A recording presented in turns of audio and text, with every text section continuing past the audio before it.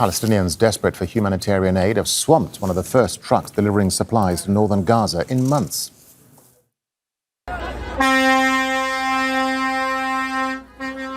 After more than 80 days of a total blockade, Israel has started allowing a limited amount of supplies into some parts of the Strip.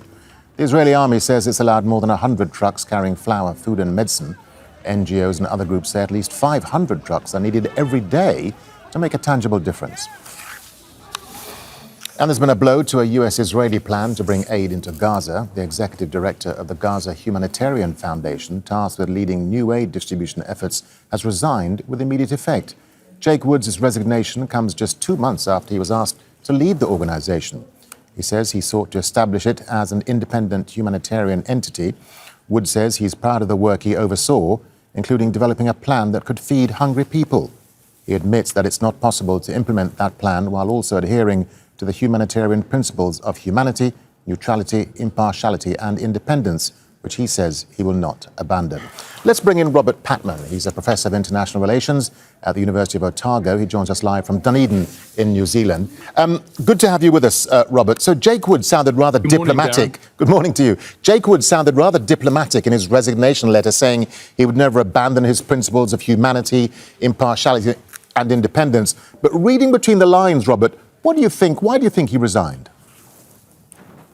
I think he cumulatively realised, and remember, Jake Wood has a background in humanitarian assistance, but dealing with natural disasters. And I think he cumulatively realised that he wasn't getting support from the organisations that he needed in order to make this US-Israeli initiative an effective, independent humanitarian organisation. It's no secret that major aid donors had not been convinced by this proposal, which is essentially a start-up.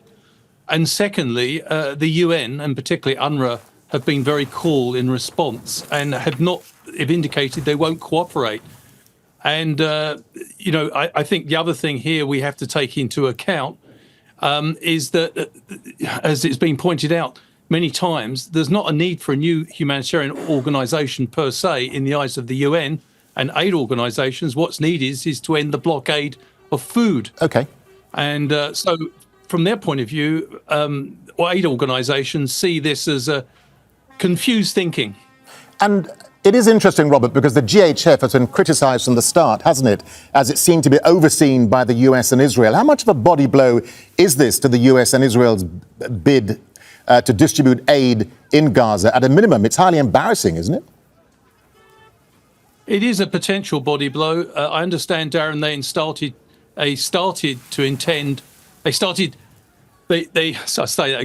they intended to start the distribution of humanitarian aid in late May, and that doesn't look particularly practical at the moment.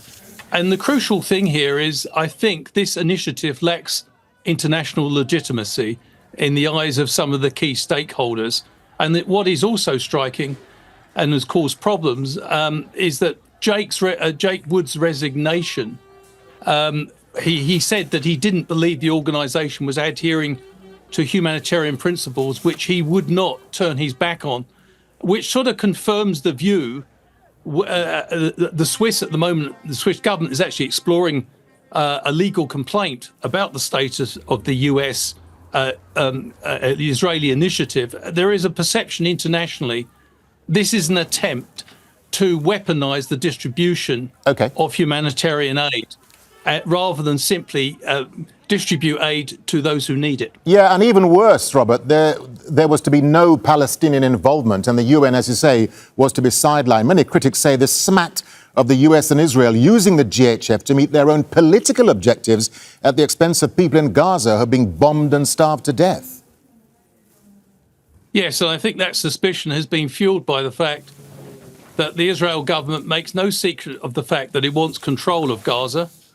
And the Trump administration has already floated a proposal in the past which involved the displacement of the Palestinian population from Gaza. So in the eyes of much of the international community, the two parties who've contributed to the current situation now wish to take over the operation of humanitarian aid when they have particular political goals in mind. And that does fuel suspicion and concern that this wouldn't be a disinterested, impartial humanitarian operation. Also, as I said before, it's not the best time to have a startup when you actually have tried and trusted organisations which simply are not being given the tools to do the job.